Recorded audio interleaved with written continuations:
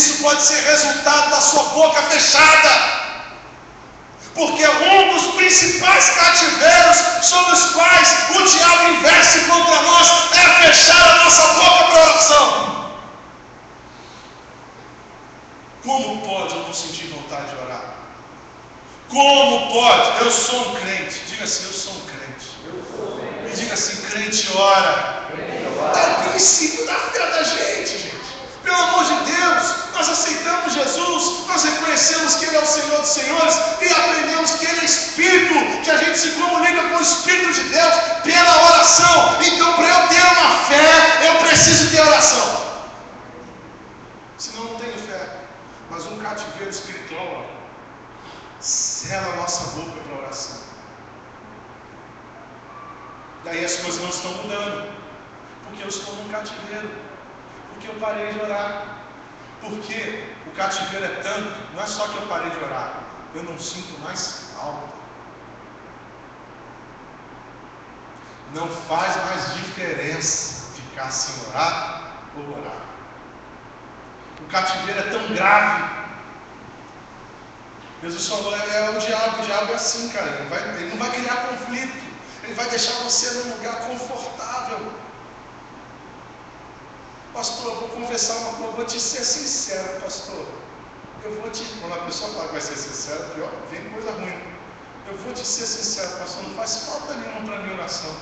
Miserável, você está no cativeiro. Você está no meio de um cativeiro, não faz falta porque o diabo te aprisionou de um jeito. Você já está acomodado. Você já não sabe mais o que é viver em oração e a alegria que a oração traz, e a paz de espírito. E quando dobra os joelhos, esses dias eu fui no ortopedista. Eu estou com uma calcificação nos 2 joelhos. Eu tenho esporão nos 2 calcanhares, e agora me apareceu uma calcificação nos 2 joelhos. E o ortopedista falou assim, cara, o que você faz esse joelho? Eu falei, eu oro, eu acho até que eu oro menos que eu deveria. Mas você ora ajoelhado, eu oro. Mas e aí, como é que tu vai fazer? Aí falamos de operação, de cirurgia. Eu falei, cara, mas tanto lugar para nascer um ossinho novo. Vai nascer no joelho. Ou seja, toda vez que o meu joelho dói. E eu comecei a diminuir meu tempo de oração, gente. Eu começava a ajoelhar os ossinhos lá. O diabo, que espinho da carne, foi dar no joelho. Aí eu fui falando com a Eterno, assim, eu não posso, tanta coisa para falar. Gente, as minhas orações eu falo o nome de todo mundo. Eu fico lembrando o nome de todo mundo, de vez em quando eu lembro uma situação, eu falo que é situação. Então a oração do pastor tem que ter tempo para orar, não pode chegar e orar rapidinho, tem que ter tempo. Aí eu falo, meu Deus, Senhor, o Senhor me perdoa, mas eu vou botar um travesseirinho aqui para eu não ficar sem orar. Mas eu louvei a Deus porque houve paz no meu coração. Que o importante não era o joelho doendo, o importante era eu ter a minha comunhão no Espírito Santo de volta. E eu disse para o doutor, vamos operar não. Porque tem que operar calcanhar, tem que operar joelho, vamos operar não, vamos ficar por aqui mesmo. Eu boto o travesseiro, fica tudo tranquilo, tudo em paz, todo mundo feliz. Mas se você deixar uma dor no teu joelho, pastor, eu não oro porque eu tenho dor no joelho.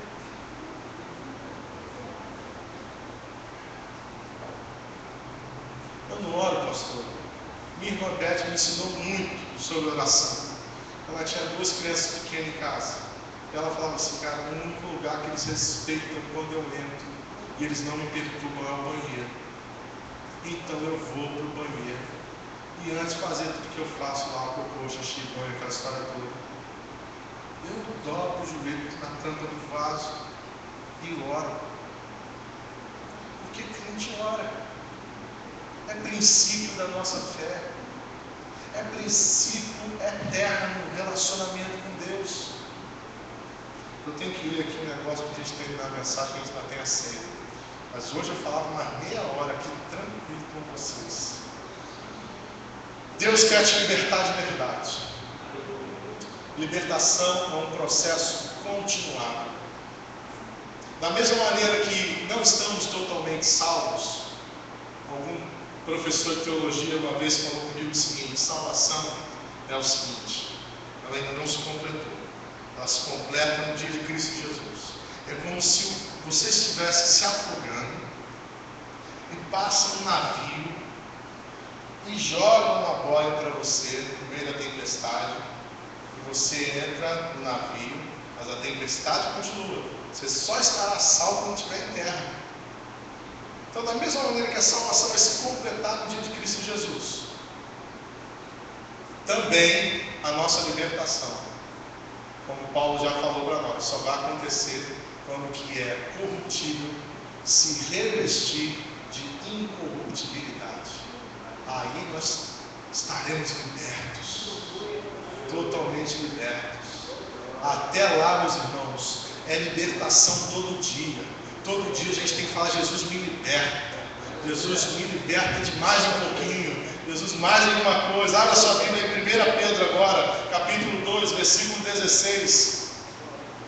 1 Pedro, capítulo 2, versículo 16, diz assim a palavra de Deus: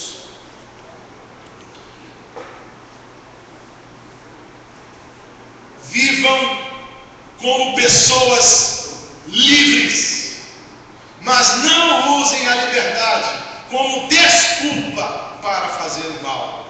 Vivam como servos de Deus.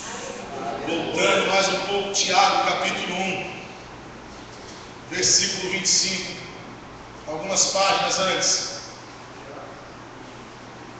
Tiago 1, 25 diz: mas o homem que observa atentamente a lei perfeita, que traz a liberdade, e persevera na prática dessa lei, não esquecendo de ouvir, mas praticando, será feliz naquilo que fizer. Consciência liberta, diga consciência liberta. Diga decisões libertas. Diga caráter liberto. É o que nós precisamos, meus irmãos. Pegue a sua liberdade e vá para perto de Deus com ela. Pegue a sua liberdade e decida ficar perto do Senhor. Pegue a sua liberdade e entre em comunhão com o Espírito Santo de Deus. Não é porque o portão está aberto que a gente vai fugir. Nós somos crentes. Nós fomos revelados sobre Jesus. O amor de Jesus encheu nosso coração. Nós fomos totalmente resgatados por Ele, mas nós não podemos largar o caminho da liberdade. Que nessa noite, meus irmãos, noite de ceia, você possa dizer: Senhor, eu quero ser liberto hoje dos cativeiros espirituais que eu estou vivendo, os cativeiros espirituais pelos quais eu estou passando. Eu quero ser liberto. Essa falta de vontade de comunhão, essa falta de vontade da obra, essa falta de desejo de te servir, essa falta de desejo de estar na casa do Senhor, essa falta de desejo de estar com a família, esse destempero que eu tenho, as minhas crises financeiras que são cativeiros espirituais, porque Satanás sabe que ele quebra a tua espiritualidade quando ele mexe no teu dinheiro, quando ele coloca a mão no teu bolso, ele quebra a tua comunhão com Deus, porque você ainda não foi liberto ainda. O Senhor possa nos libertar. O Senhor possa nos libertar. Seja uma noite de libertação. Da pastor Santo, pastor Milênio.